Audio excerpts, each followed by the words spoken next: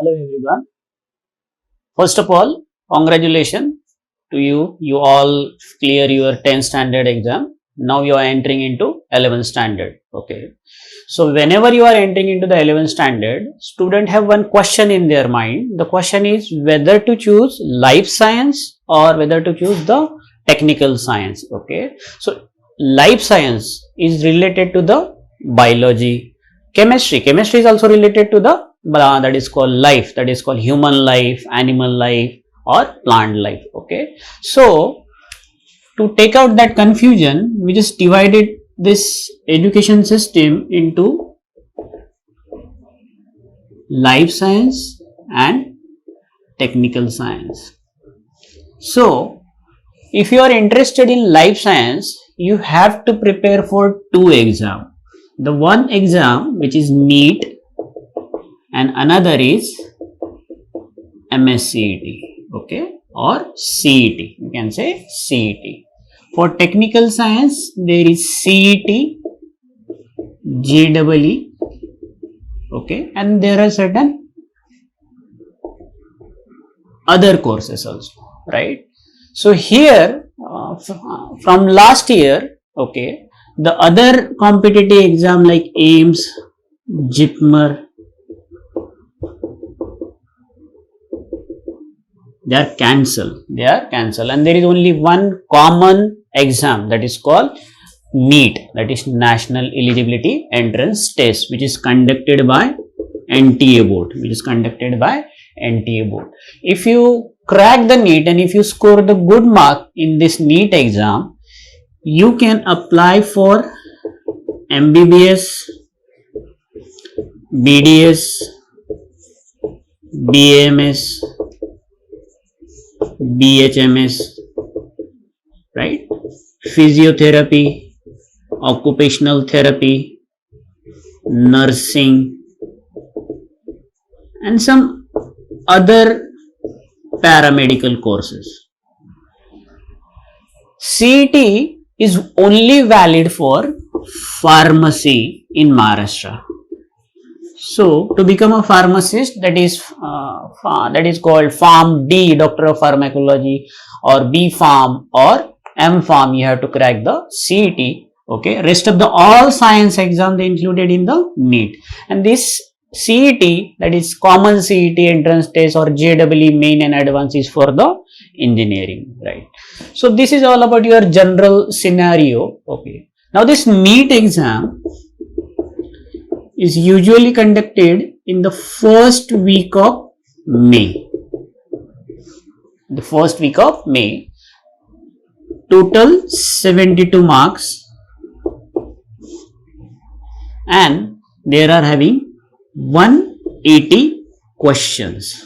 In this 180 questions, 90 questions are from biology, 45 questions are from physics, and 45 questions from chemistry.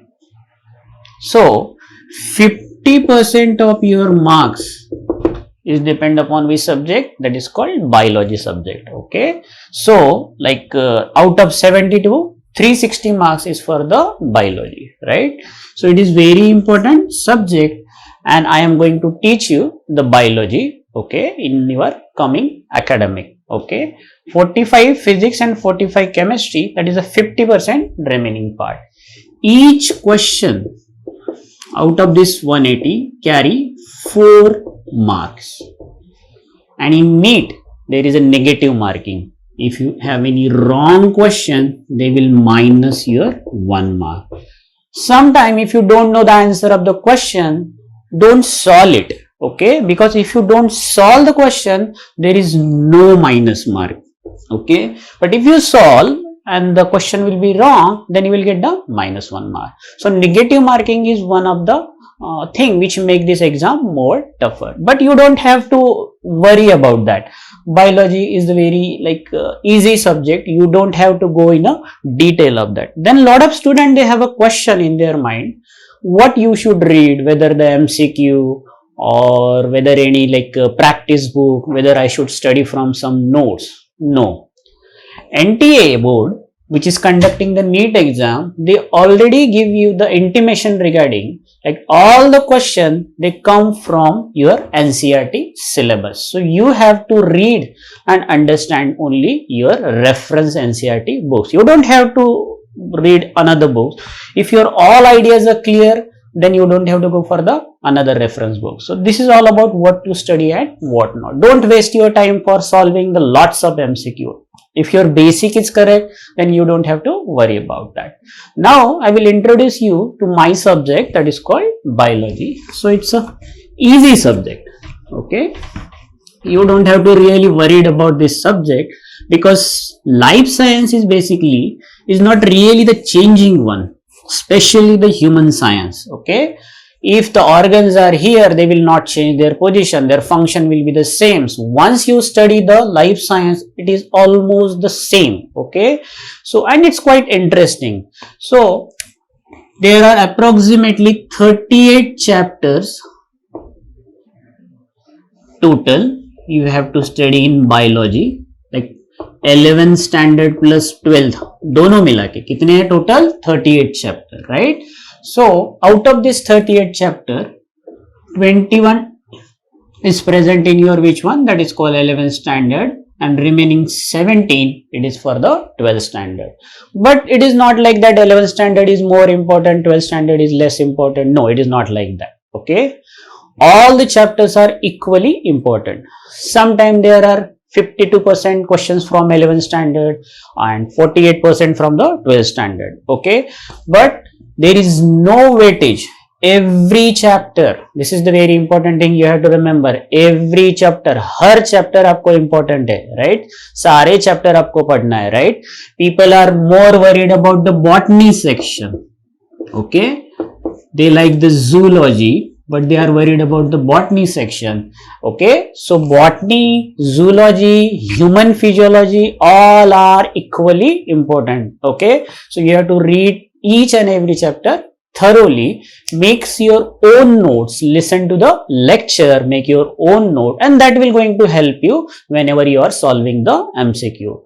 Try not to mug up, try ना, यानी रटना मत, आपको समझ लेना है. Biology is very easy. If you understand once, you don't forget at it all, and discuss with your friend. Okay, so we will start with how many chapters are there total? 38 chapter. I just made the division like 21 in that is called 11th standard and 17 approximately in 12th standard. So the first chapter, okay, that is in class 11, it is about the living world. It is about the living world. Okay, so in this living world, you have to study what you are going to basically what is the property of living. Okay, this is your world. Okay, you are here. Whom you call the living, whom you don't call the non-living. In this chapter, you will study the living characteristics and non-living characteristics. Next thing you will study in this chapter, that is about biodiversity, right? Biodiversity means like कुछ plant रहते, right? कुछ बड़े plant है, कुछ छोटे plants है, animals है, different type of organism are there. We will all study on the earth. Okay, जितना भी लिविंग वर्ल्ड है हम लोग, वो हम लोग पढ़ने वाला है. इसमें क्या क्या पढ़ना है हमको? What is living, second thing is what is biodiversity, then we classify what is, there is a word which is called taxonomy. What is taxonomy? Basically हम लोग ये पढ़ने वाले हैं सब. taxonomy यानी क्या? यानी हम लोग स्पेशल कैरेक्टर को लेके उनका एक ग्रुप बनाते हैं और उनको एक नाम देते हैं. That is called taxonomy. Okay, and then there are like some plant, जैसे हम लोग बोलते हैं लाइक यू कैन सी बैगन, right? So whenever you heard about the बैगन, if you see the English that is called UK English, तो हम लोग उसको क्या बोलेंगे? ब्रिंजल. ओके, वही हम लोग यूएस के इंग्लिश अगर देखेंगे तो क्या बोलेंगे हम उसको? Egg plant. रशियन अगर इंग्लिश देखेंगे तो हम लोग क्या बोलेंगे उसको? बाबा गनोश, right? So everywhere there are different names. So to avoid the confusion, what you can do, scientist together and they give the binomial nomenclature. Okay, binomial nomenclature. तो ये भी हम लोग को यही चैप्टर में पढ़ना है. तो ये हो गया आपको आपका पहला chapter that is called binomial nomenclature. इसमें हम लोग किसका हेल्प ले सकते हैं? म्यूजियम बना सकते हैं, पार्क्स बना सकते हैं, राइट, बॉटनिकल गार्डन जिसमें आप लोग जाके देख सकते हैं, राइट। तो ये सब कुछ आएगा आपके पहले चैप्टर में, that is called the living world. Okay, now we will see the next chapter. So second chapter you will study, that is biological classification. So हम लोग क्या कर रहे हैं, शॉर्ट में आपको क्या पढ़ना है वो देख रहे हैं, right. Basically biological classification, how you will classify, right. यानी हम लोग को प्लांट का एक अलग से किंगडम बनाना है, एनिमल का अलग से किंगडम बनाना है, राइट। एनिमल में कौन आएगा, राइट, जो बर्ड्स है, उड़ने वाले हैं, राइट, जो स्विमिंग करने वाले हो गए ऑर्गेनिज्म, हम लोग भी उसमें आएंगे, ह्यूमन, राइट, मैमल जिसको बोलते हैं। So these are basically the classification on the basis of character, right. So हम लोग क्या कर रहे हैं अभी, biological classification. So biological classification में आपको सबसे इंपॉर्टेंट पढ़ना है 5 kingdom classification. Which classification you have to study? 5 kingdom classification. इसमें हम लोग 5 किंगडम बनाते हैं और उनके कैरेक्टरिस्टिक्स लिखेंगे और फिर उनको याद करना है, right. And there are some example जो लिविंग में आते ही नहीं है, जैसे वायरसेस हो गए या वायराइड्स हो गए, इसको आप लिविंग भी नहीं बोल सकते, right, because they don't have any cellular organisation. Normally अगर कोई लिविंग हो तो लिविंग में क्या चाहिए, सेल चाहिए, राइट। सेल में मेटाबॉलिज्म चाहिए, न्यूक्लियस, ये सब आपने 10th स्टैंडर्ड में पढ़ा है ऑलरेडी, राइट। अगर सेल हो तो ही हम लोग क्या बोलेंगे, ही इज लिविंग। लेकिन वायरसेस में न्यूक्लियस वगैरह कुछ रहता ही नहीं है, right, there is no membrane, nothing, तो हम लोग इसको लिविंग भी नहीं बोल सकते। तो ऐसी जो चीजें है उसको क्लासिफिकेशन में कहां रखना है, ये सारी चीजें हम लोग कहां पढ़ने वाले हैं, second topic that is called biological classification chapter. अब थर्ड चैप्टर है आपके इस यूनिट का, प्लांट किंगडम। थर्ड चैप्टर हम लोग पढ़ने वाले हैं, ओके, इसी यूनिट में, लिविंग वर्ल्ड में, that is called plant kingdom. So plant kingdom में आप लोग क्या पढ़ने वाले हो, right. So if you look at here, आप यहां देखो, if you see this is the earth crust, right, और उसके ऊपर आपको जो दिख रहा है ग्रास जैसा, that is directly attach to the basically surface. तो ये कैसे प्लांट है, तो there are different type of plants है, राइट। कौन से प्लांट है, हो सकता है ये अलगी हो ग्रीन कलर के, या ब्रायोफाइट्स हो, राइट, टेरिडोफाइट है। टेरिडोफाइट में पहली बार, पहले प्लांट किधर थे, पानी के साथ थे, फिर पानी से थोड़े दूर गए, फिर लैंड पे आए, दैट इज कॉल्ड टेरिडोफाइट, फिर जिम्नोस्पर्म आए और एंजियोस्पर्म आए, राइट। सो बेसिकली हमको इस चैप्टर में प्लांट किंगडम में क्या क्या पढ़ना है आपको, अलगी, ब्रायोफाइट, टेरिडोफाइट, थोड़े नए नए नाम लगेंगे आपको, लेकिन धीरे धीरे आपको ये आदत हो जाएगी, राइट। और फिर जिम्नोस्पर्म और एंजियोस्पर्म। आप जो बाहर देखते हो जितने भी प्लांट है वो कौन से है, that is gymnosperm and angiosperm. क्या डिफरेंस है जिम्नोस्पर्म और एंजियोस्पर्म प्लांट में? जिम्नोस्पर्म में सीड्स आर नेकेड, उनकी जो सीड रहती है नेकेड। अब सीड ही नहीं है, नेकेड है, तो फ्रूट रहेगा क्या? No. If there is no fruit तो फ्लावर रहेगा क्या? नहीं फ्लावर। सो फ्लावर से ही फर्टिलाइजेशन होके क्या बनेगा? फ्रूट बनेगा, और वो फ्रूट्स के अंदर क्या रहते हैं? सीड। तो ये नेकेड सीड वाले, राइट, तो इसमें फ्लावर नहीं, फ्रूट नहीं। एंजियोस्पर्म जो आप सारे देख रहे हो, दैट इज कॉल्ड एंजियोस्पर्म। आपको अगर याद होगा तो angiosperm are divided into monocot and dicot plant. यानी अगर आपका जैसे ग्राउंड नट लो, आप इसको ओपन करो, दो साइड से उसके ओपन हो जाते कॉटलीडॉन, तो उसको हम लोग क्या बोलेंगे? डाइकॉटलीडॉन। अगर आप गेहूं का दाना लो, you can not split it, so it comes under monocot, एक ही कॉटलीडॉन, दो ही cotyledon. So this is all about your which chapter, that is called plant kingdom. Okay, इस यूनिट का अभी हमको लास्ट चैप्टर है ये यूनिट का। ये फर्स्ट, टोटल आपके बायोलॉजी में 10 यूनिट है। पूरा आपका 11th और 12th मिला के कितने यूनिट है? 10 यूनिट। कुछ यूनिट में 4 चैप्टर है, किसी में 6 चैप्टर है, किसी में 2 है। ओके, तो इसका लास्ट कौन सा हो गया? Animal kingdom. Okay, living world. ये 4 चैप्टर आएंगे आपके फर्स्ट यूनिट में। सो एनिमल किंगडम में जैसे आपने प्लांट किंगडम में देखा, प्लांट किंगडम में आपने क्या देखा, राइट, कि बेसिकली अलगी देखे, ब्रायोफाइट है, हम लोग इसको डिवाइड कर रहे हैं किंगडम को। वैसे ही एनिमल किंगडम को हम लोग कैसे डिवाइड करेंगे? लाइक कॉर्डेट है या नॉन कॉर्डेट से। Okay, what is chordate, non chordate, क्या देखने वाले हम लोग एनिमल किंगडम में? We are seeing the different type of animal, right? So these are the animal हम लोग देखने वाले इसमें, राइट? ये ऑक्टोपस है तुम्हारा, राइट? सो ये बेसिकली कौन से क्लासिफिकेशन में, कौन से डिवीजन पे या फाइलम पे आएगा, ये आपको इस चैप्टर में देखना है, ऑक्टोपस। अब आप मुझे देखो ऑक्टोपस की तरफ, octopus can not stand erect, ऐसे एकदम से खड़ा नहीं हो सकता, right? But you can stand, okay, because you have vertebral column. तो हम लोग किस में आएंगे? कोऑर्डिनेट्स में। ये किस में आएंगे? नॉन कोऑर्डिनेट में, जिनके पास ये देखो पीछे का जो हमारे इसमें रहेगा ना, ये पूरा स्ट्रेट हमको करता है, this is called vertebral column. So जिसमें वर्टिबल कॉलम है वो कोऑर्डिनेट में डालो, जिसमें नहीं है वो किधर डालो? नॉन कोऑर्डिनेट में। सो this is one of the example, ये हम लोगों को पढ़ना है। सो this is your first unit, okay. Now second unit, it is regarding plant, okay. हम लोग प्लांट का यूनिट देखते हैं। Now next is your which one? That is called morphology. इसके बाद दो चैप्टर है, एक है मॉर्फोलॉजी और दूसरा है एनाटॉमी। किसका मॉर्फोलॉजी, किसका एनाटॉमी? फ्लावरिंग प्लांट का, ये चैप्टर पढ़ने हैं आपको, राइट? ओके, सो आपको क्या पढ़ना है? Morphology and anatomy. What is morphology? Morphology यानी जो आपको बाहर से दिखता है, राइट? तो आपको ये अगर आप प्लांट देखोगे, right, so you can see here, ये उसके फ्लावर दिख रहे हैं आपको, उसका स्टेम दिख रहे हैं आपको, right? So this is called morphology of flowering plant. So इसमें हमको क्या पढ़ना है, राइट? सो आपको रूट के बारे में पढ़ना है, स्टेम के बारे में पढ़ना है, फ्लावर्स के बारे में पढ़ना है, फ्रूट्स के, what are the different type of flower, right? वो फ्लावर कैसे है, फ्लावर में क्या क्या रहता है, राइट? सो अगर आप देखोगे तो फ्लावर में सिर्फ पेटल्स रहते हैं, right? This petals are called Corolla.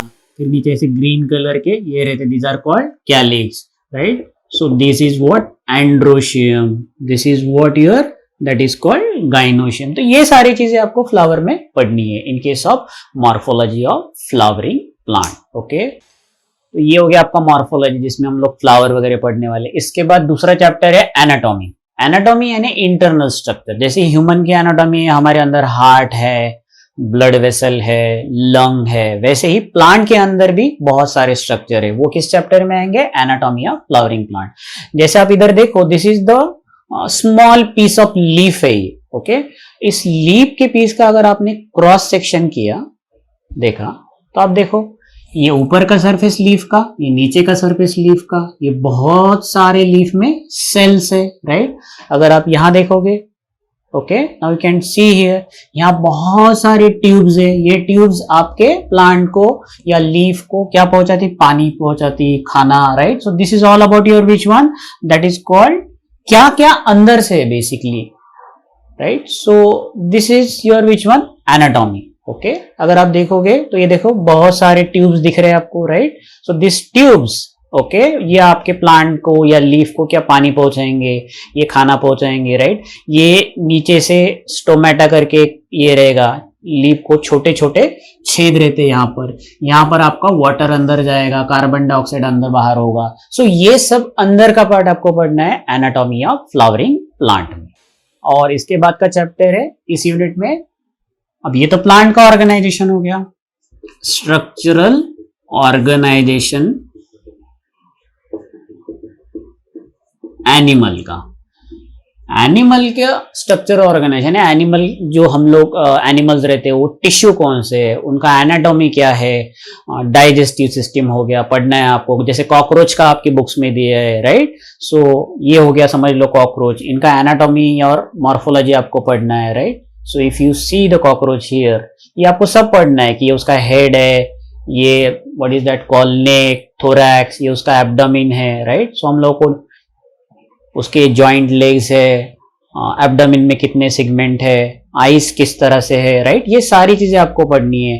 और आपको सबसे इंपॉर्टेंट, जैसे जैसे आप अंदर जाओगे तो अंदर क्या है बेसिकली, उसके बॉडी में डाइजेस्टिव सिस्टम है या नहीं, ये सारा आपको पढ़ना है, right? So this is what basically structural organisation. ये अंदर के छेद किस लिए, टिश्यू कैसे, ये उसका ऊपर का जो स्केलेटन है ये कैसे बना है, ये सब आपको किसमें पढ़ना है? Structural organisation in animal. अब ये जो सारे आपने प्लांट देखे, एनिमल देखे, राइट? अब हमें देखना है कि ये प्लांट एनिमल बने किससे, राइट? सो प्लांट एनिमल सारे लिविंग ऑर्गेनिज्म, आइदर ये प्लांट हो, एनिमल हो या हम लोग हो, किससे बने हैं? सेल से बने हैं। तो सेल के लिए एक यूनिट है, राइट? इसमें 2 या 3 चैप्टर है, राइट? सो पहला चैप्टर है, आपको क्या पढ़ना है इसमें? सेल। सेल आपको पता है यूनिट ऑफ सेल, क्योंकि आपका हाथ, ये जो आपका एनीथिंग किससे बना है? सेल से बना है। तो इस चैप्टर में आपको बहुत सारी थियरीज पढ़नी है। जो सबसे पहले सेल बना था उसको प्रोकैरियोटिक सेल बोलते थे, फिर उसका अच्छे से ऑर्गेनाइजेशन हुआ, उसको यानी नया वाला न्यू यूकैरियोटिक सेल देखते हैं। इसमें आपको डिफरेंस देखना है। ये आपका समझ लो क्या हो गया? Plant cell, right? तो देखो प्लांट सेल को कैसे सेल वॉल है, डबल आपको दिख रहा है, एकदम स्ट्रक्चर है प्लांट सेल को। अगर आप अंदर से जाके देखोगे तो ये देखो प्लांट सेल में क्या है, दिस इज द न्यूक्लियस है, राइट? ये क्लोरोप्लास्ट हो गया, ये एंडोप्लाज्मिक रेटिकुलम है। अगर आपको याद आ रहा है 7, 8, 9, 10 का, ओके, तो ये माइटोकॉन्ड्रिया है। So these are the structure जो आपको पढ़ने हैं डिटेल में प्लांट सेल में, ओके? ये सेल वॉल हो गई, सेल मेम्ब्रेन हो गई, ये सारा ये चैप्टर में आपको पढ़ना है। हर एक ऑर्गेनेल आपको पढ़ना है इस चैप्टर में, कि न्यूक्लियस के बारे में पढ़ना है, माइटोकॉन्ड्रिया के बारे में पढ़ना है। तो ये हो गया आपका कौन सा? सेल वाला चैप्टर। जैसे प्लांट सेल आपने पढ़ा, वैसे ही आपको एनिमल सेल पढ़ना है। क्या डिफरेंस है प्लांट सेल और एनिमल सेल में? यहां देखो सेल वॉल है, लेकिन एनिमल सेल में सेल वॉल रहेगी क्या? नहीं रहेगी। न्यूक्लियस रहेगा, ये एंडोप्लाज्मिक रेटिकुलम रहेगा, माइटोकॉन्ड्रिया रहेगा, राइट? लेकिन ग्रीन कलर का क्लोरोप्लास्ट रहेगा क्या एनिमल सेल में? नहीं, क्योंकि animal can not manufacture their food, लेकिन प्लांट अपना फूड खुद मैन्युफैक्चर करने जाता है, राइट? प्लांट के पास कोई किचन विचन नहीं है, राइट? वो कुछ खाना नहीं पकाता, right? Basically, right? So plant has to make his own food, लेकिन सोर्स क्या है? इसके लिए भी आपको कुछ चैप्टर है। सोर्स वो लेता है एनर्जी सनलाइट से। हम हमारा फूड खुद प्रिपेयर नहीं करते, हम लोग क्या करते हैं? किसी और के फूड पे डिपेंड करते। तो हम लोग क्या है? ऑटोट्रॉप है क्या? नहीं, हम लोग हीट्रो है। हीट्रो यानी किसी और पे डिपेंड करना, उसको हीट्रोट्रॉप बोलते थे। तो ये सारी चीजें आपको पढ़नी है इस चैप्टर में, सेल में, राइट? अब जैसे ये आपका चैप्टर हो गया सेल, तो ये तो एक ही सेल है, राइट? तो इसके बाद एक दूसरा चैप्टर आएगा आपको सेल डिवीजन का। अब इसमें क्या पढ़ना है आपको? सेल डिवीजन में एक सेल के 2 सेल कैसे हो गए, राइट? अगर एक सेल हो गया तो इसके डिवीजन हो के 2 सेल बनाने पड़ेंगे, राइट? तो इसको बोलते हैं सेल डिवीजन वाला चैप्टर है। तो एक साइकिल से जाएगा, पहले न्यूक्लियस डिवाइड होगा, उसके बाद साइटोप्लाज्म डिवाइड होगा और उसके बाद सेल डिवाइड होगा। तो इसको बोलते हैं सेल डिवीजन। तो ये इसके लिए अलग से चैप्टर है आपको, राइट? तो 2 है प्रोसेस, एक आपको इसमें माइटोसिस पढ़ना है और दूसरा आपको इसमें मियोसिस पढ़ना है, right? So normally exact copy तैयार करने वाले कौन से चैप्टर है? दैट इज कौन सा साइकिल है? माइटोसिस वाला, ओके?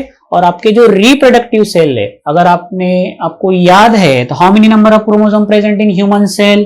23 पेयर, यानी टोटल कितने हो गए? 46, राइट?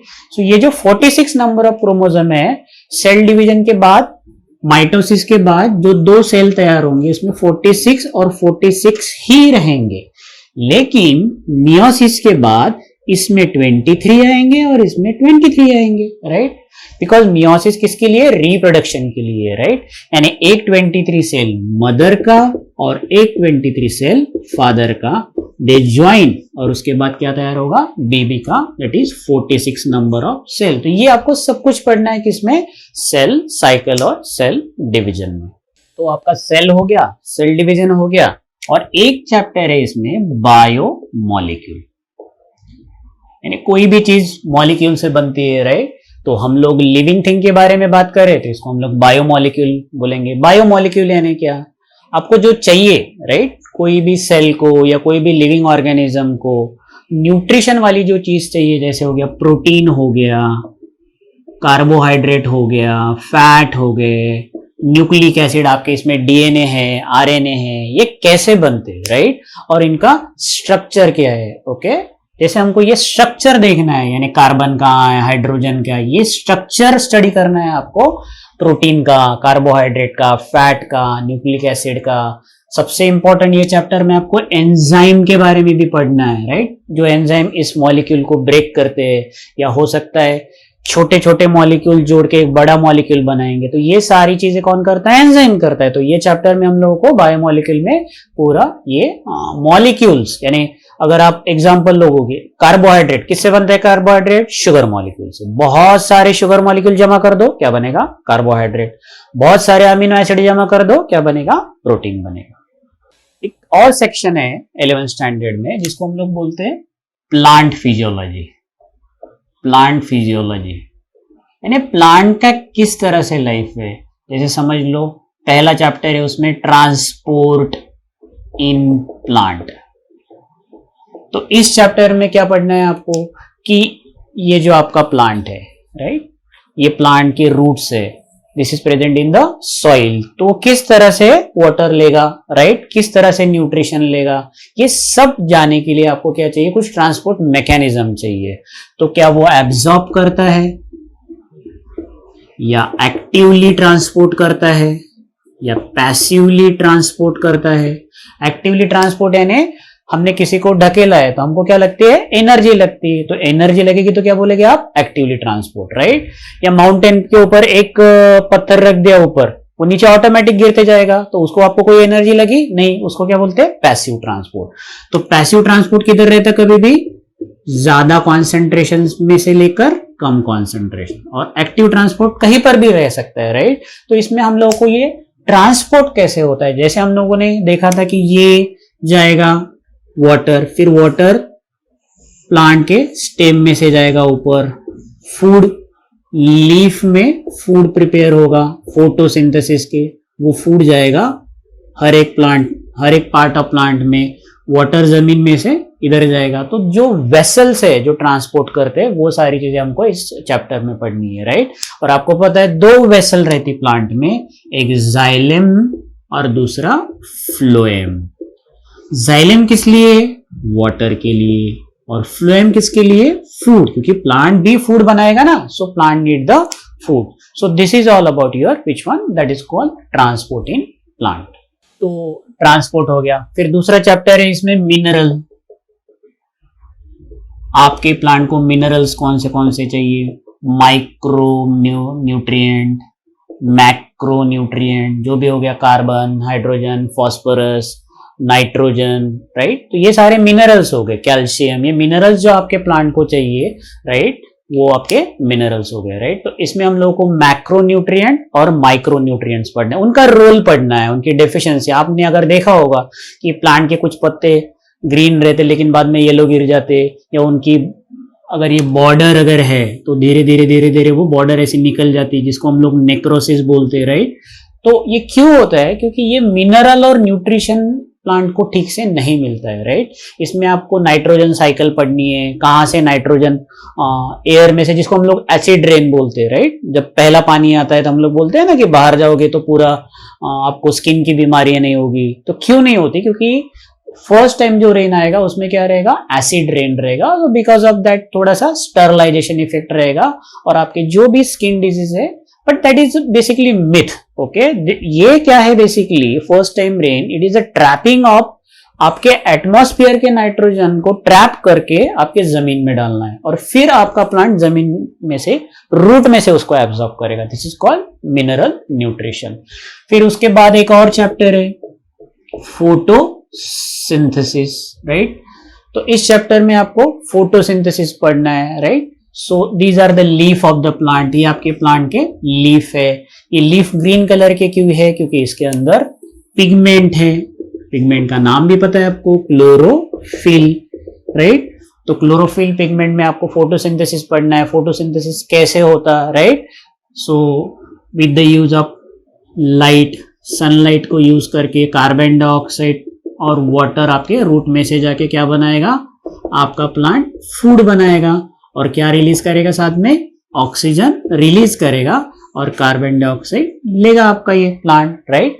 और वाटर तो वैसे ही रूट में से लिया है, राइट। ये जो रूट है यहां से वाटर आएगा, सो वाटर यहां से, कार्बन डाइऑक्साइड बाहर से, और क्या बनाएगा?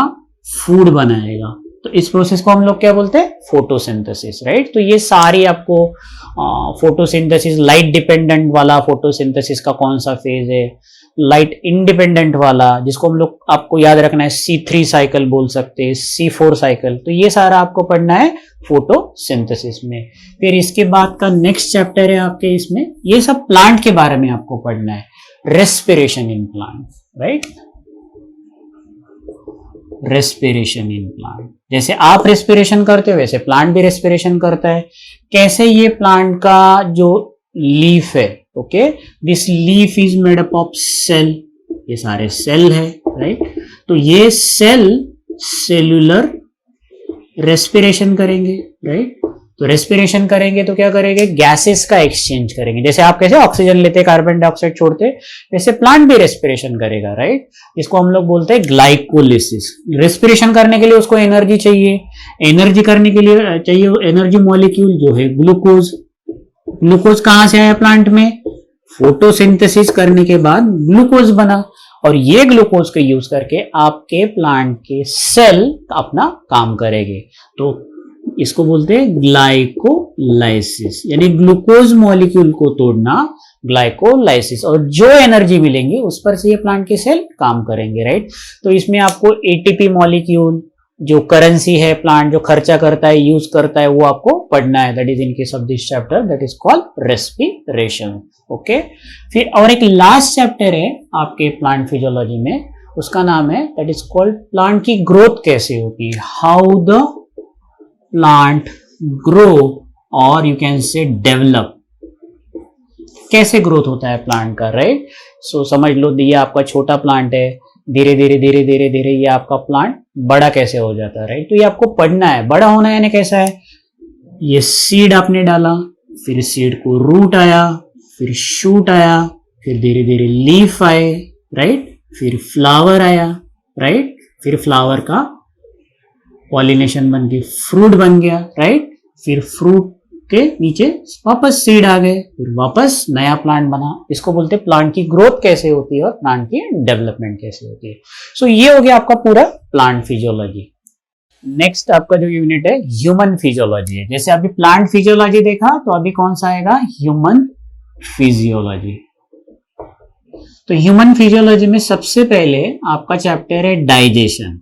आप कैसे जो खाते हो वो डाइजेस्ट और एब्जॉर्ब कैसे करते हैं, राइट। तो इस डाइजेशन एब्जॉर्प्शन में आपको क्या है, पूरा माउथ से लेके इसोफेगस का स्ट्रक्चर, फिर स्टमक, उसके बाद इंटेस्टाइन, राइट, ये होगी आपकी स्मॉल इंटेस्टाइन, राइट, ये होगी आपकी लार्ज इंटेस्टाइन, ये सब है आपको डाइजेशन एंड एब्जॉर्प्शन में, राइट। तो आपको हर कैविटी आपको ठीक से पढ़नी है, ये भी आपको ऑलरेडी हो चुका है। जैसे माउथ कैविटी थोड़ा डिटेल में जाएगा, डाइजेशन के लिए कौन से एंजाइम लगते, एब्जॉर्प्शन कैसे होता, कार्बोहाइड्रेट, प्रोटीन, फैट, इनका डाइजेशन, इनके मैक्रो मॉलिक्यूल तो आपने को ऑलरेडी बायोमॉलिक्यूल में पढ़ लिए।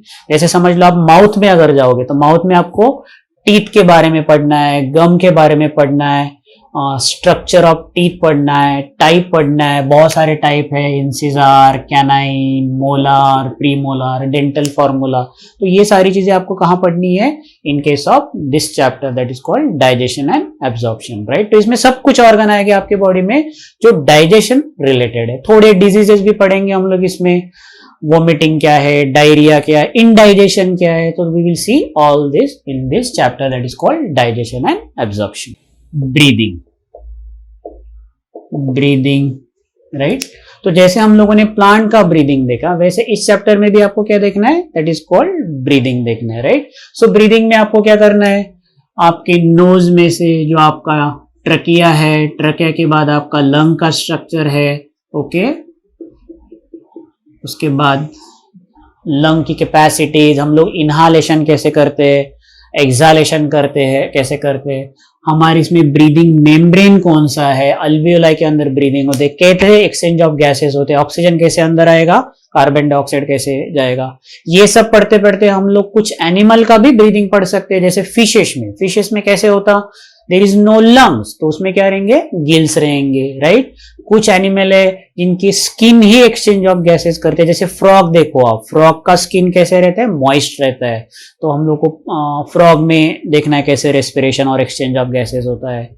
इनके डिजीजेस देखेंगे हम लोग, अस्थमा, रेस्पिरेटरी लाइक कोई ऑक्यूपेशनल डिजीज है, तो this is all about your which one, breathing and exchange of that is gases. तो ये हो गया आपका डाइजेशन और ब्रीदिंग वाला चैप्टर। इसके बाद आपका रहेगा सर्कुलेशन वाला चैप्टर है, राइट। आपके हर ऑर्गन को कुछ ना कुछ ब्लड सप्लाई चाहिए, क्योंकि आप एरोबिक ऑर्गेनिज्म हो तो आपको ऑक्सीजन चाहिए। तो इसके लिए आपका तीसरा चैप्टर है बॉडी में कौन से फ्लूइड रहते, जैसे ब्लड रहता, प्लाज्मा, लिम्फ, और उनका सर्कुलेशन कैसे होता, ये आपको ये चैप्टर में पढ़ना है, राइट। आपको पता है सर्कुलेशन के लिए आपको क्या लगता है, हार्ट, तो हार्ट के बारे में ये चैप्टर में रहेगा, राइट। तो आपका हार्ट कैसे है, आपका हार्ट किस तरह से बीट होता है, कैसे आपका हार्ट बाहर से दिखता है, या आपकी आर्टरी है, वेन है, या आपके ब्लड यहां से जाएगा, यहां आएगा, फिर यहां से जाएगा। तो ये सारी चीजें आपको किसमें पढ़नी है, इस चैप्टर में, that is called body fluid and circulation में। जैसे बॉडी फ्लूइड है, अब ये तो हो गया आपका ब्लड पास हो रहा है, तो आप जो भी कुछ खाते हो, ओके, उसमें से आप मैक्सिमम चीजें आप यूज कर लोगे, राइट, आपके बॉडी के सेल। लेकिन कुछ चीजें हैं जो आपको नहीं चाहिए आपकी बॉडी में, राइट, वो वेस्ट है, जिसको हम लोग को क्या बोलते हैं, नाइट्रोजिनस वेस्ट। जैसे आपके यूरिया हो गया, यूरिक एसिड हो गया, अमोनिया हो गया, तो ये जो वेस्ट है ये आपको बॉडी में से बाहर निकालना है, जैसे आप यूरिन में से बाहर निकालते हो। तो ये आपका हार्ट है, आपका सर्कुलेशन का ऑर्गन। वैसे वेस्ट निकालने के लिए आपका जो ऑर्गन है वो 4 नंबर का चैप्टर है आपका एक्सक्रीशन। और आपको पता है वेस्ट किससे, जैसे excretion, kidney, most important is which one, that is called kidney. आपका किडनी जो चैप्टर है, तो किडनी में से किस तरह से फिल्टर, ब्लड फिल्टर हो जाएगा, और उसके बाद जो टॉक्सिक वेस्ट है यूरिन में से बाहर निकल जाएंगे, राइट। सो ये पढ़ना है आपको कौन से चैप्टर में, किडनी में, right. So that is called excretion chapter में। एक्सक्रीशन में आपको थोड़े बहुत ऑर्गेनिज्म के बारे में भी एक्सक्रीशन पढ़ाएंगे, और हमारा ह्यूमन, क्योंकि ये यूनिट ह्यूमन फिजियोलॉजी के बारे में, राइट। तो ये हो गया आपका 19 नंबर का चैप्टर है। बॉडी फ्लूइड एंड सर्कुलेशन हो गया आपका। इसके बाद का ये चैप्टर रहेगा दैट इज एक्सक्रीशन। प्रोडक्ट कौन से है, यूरिया, यूरिक एसिड, ये आपको बाहर निकालना है। आपकी बॉडी बैलेंस कैसे रखती है, किडनी का फंक्शन क्या रहता है, right, kidney failure, kidney transplant, तो ये सारी चीजें आपको इस चैप्टर में पढ़नी है, that is excretion. Excretory product कौन से और उनके एलिमिनेशन कैसे होता है, राइट। सो ये आपका ह्यूमन फिजियोलॉजी में का एक चैप्टर है, that is called excretory product and there elimination. This is your which one, locomotion वाला चैप्टर है, बोन्स, और आपको इसमें देखना है muscle. Look at this skeleton, right? So it is moving like dancing, you can see here, okay?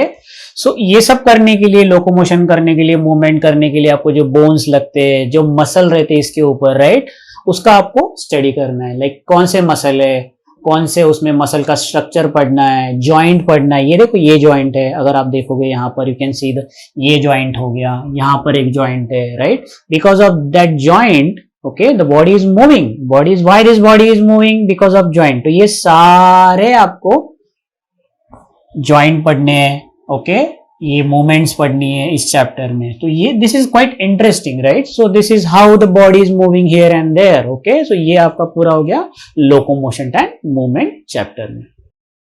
तो आपका locomotion हो गया। अभी आपका नर्वस सिस्टम का चैप्टर, नर्वस सिस्टम में आपको क्या पढ़ना है, न्यूरल कंट्रोल। तो ये जो आपकी बॉडी मूवमेंट कर रही थी उसको कौन कंट्रोल करता है, कौन कंट्रोल करता है, आपका ब्रेन कंट्रोल करता है, राइट। सो ब्रेन कहाँ रहता है, उसका स्ट्रक्चर क्या है, उसके पार्ट्स क्या है, राइट, हर पार्ट का एक फंक्शन क्या है, right. So if you see here, so this the brain which is present in the brain box, okay। तो ये जो आपको दिख रहा है ये आपका ब्रेन है, राइट। सो ये ब्रेन के स्ट्रक्चर क्या है, इसके पार्ट क्या है, तो ये सारी चीजें आपको पढ़नी है, राइट, इन दिस चैप्टर। या ये हो गया आपके ब्रेन के अंदर का पार्ट, ये सेक्शन में क्या है, इस साइड में क्या है, राइट। तो ये सारी चीजें आपको पढ़नी है न्यूरल कंट्रोल एंड कोऑर्डिनेशन में। इस चैप्टर में आपको नर्व का भी स्ट्रक्चर पढ़ना है, जो इसका यूनिट है, unit of your brain, nerve का स्ट्रक्चर पढ़ना है। इंपल्स यहां से कैसे कंडक्शन होता है, यानी आपकी बॉडी को यहां पिंच किया तो आपको कैसे समझता कि पिंच किया करके, राइट। अगर आप दौड़ रहे हो और अचानक से बीच में एक गड्ढा आ जाएगा. So how you save yourself, ये हम लोग को समझ में आता है, right. So this is all about suddenly जब somebody throw something at you, तो आप सोच के तो नहीं रहते ना वहां पर कि मैं इस तरह से इसे पकड़ूंगा. अचानक से एक एक्शन हो जाती है आपकी बॉडी में, तो वो कैसे एक्शन होती है ये सब आपको इस चैप्टर में पढ़ना है. That is called neural control and coordination. और इसके बाद एक चैप्टर है that is called chemical control and coordination. Next chapter है इसका केमिकल कंट्रोल एंड कोऑर्डिनेशन. इस चैप्टर में आपको क्या पढ़ना है बेसिकली कि ये जो भी इंफॉर्मेशन आपकी ब्रेन से आपके हैंड तक आएगी, आपके बेसिकली फेस तक आएगी, आपके सेंस ऑर्गन तक आएगी, वो कैसे आती है और कैसे आप लोग उसके ऊपर एक्ट करते हो. तो केमिकल कंट्रोल में जो आपके सेंस ऑर्गन है, जैसे आपका ये देखो, ये आपका आईज हो गया, राइट.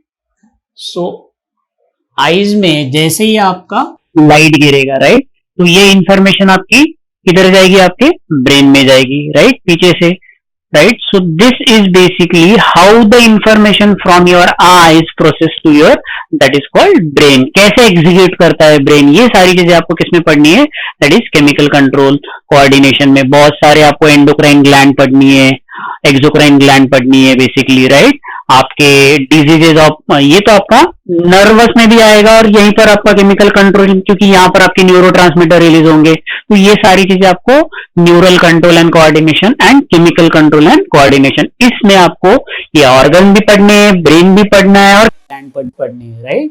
आपके पूरे ग्लैंड्स, जैसे आपका ब्रेन हो गया, हाइपोथैलेमस, पिट्यूटरी ग्लैंड, आपकी एड्रिनल ग्लैंड, आपकी पैंक्रियास जो इंसुलिन डायबिटीज में बोलते हैं ना वो इंसुलिन, तो ये सारा आपको किसमें पढ़ना है, in case of this chemical control and coordination या इंटीग्रेशन जिसको हम लोग बोलते हैं. तो ये हो गया आपका, ये सारा syllabus, this all comes under 11th standard. तो 11th स्टैंडर्ड और 12th स्टैंडर्ड के पार्टीशन में यहां तक आपको 11th स्टैंडर्ड में यानी क्या क्या आएगा इसमें, प्लांट फिजियोलॉजी, ह्यूमन फिजियोलॉजी, आपके सेल जो है बेसिक यूनिट ऑफ लाइफ, और आपका डिवीजन यानी लिविंग वर्ल्ड कैसा है, उसका क्लासिफिकेशन कैसा है, प्लांट का डिवीजन कैसा है और एनिमल का डिवीजन. इसमें आपको जैसे आपने ह्यूमन की मॉर्फोलॉजी पढ़ी वैसे आपकी प्लांट की भी पढ़ने वाले आप, morphology of flowering plant, anatomy of flowering plant. तो ये सारी चीजें आपको कलेक्टिवली 11th स्टैंडर्ड में पढ़ना है.